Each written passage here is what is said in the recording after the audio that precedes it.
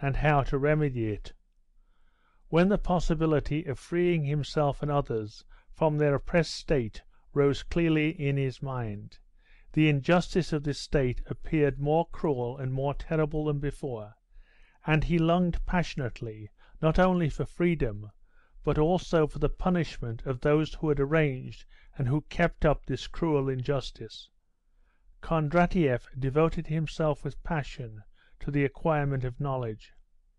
It was not clear to him how knowledge should bring about the realization of the social ideal, but he believed that the knowledge that had shown him the injustice of the state in which he lived would also abolish that injustice itself. Besides, knowledge would, in his opinion, raise him above others.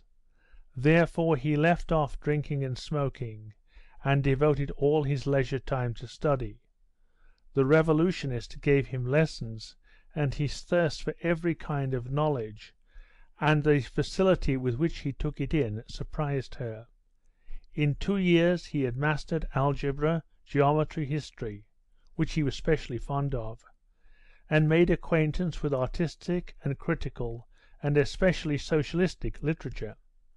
The revolutionist was arrested, and Kondratieff with her, forbidden books having been found in their possession, and they were imprisoned and then exiled to the Vologda government. There Kondratieff became acquainted with Nabatoff, and read a great deal more revolutionary literature, remembered it all, and became still firmer in his socialistic views.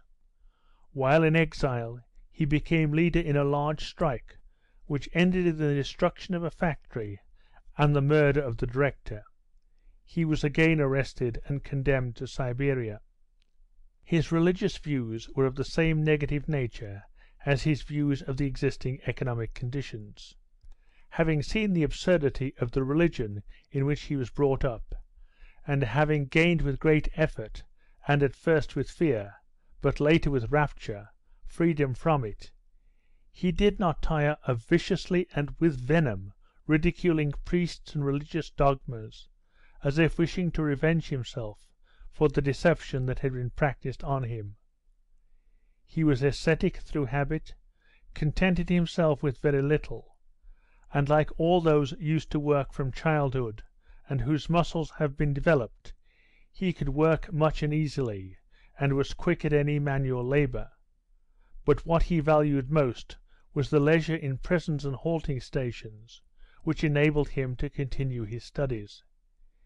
He was now studying the first volume of Karl Marx, and carefully hid the book in his sack as if it were a great treasure. He behaved with reserve and indifference to all his comrades except Novodvoroff, to whom he was greatly attached, and whose arguments on all subjects he accepted as unanswerable truths. He had an indefinite contempt for women, whom he looked upon as a hindrance in all necessary business. But he pitied Maslova and was gentle with her, for he considered her an example of the way the lower are exploited by the upper classes. The same reason made him dislike Nekhludoff, so that he talked little with him, and never pressed Nekhludoff's hand, but only held out his own, to be pressed when greeting him. End of Book 3, Chapter 12.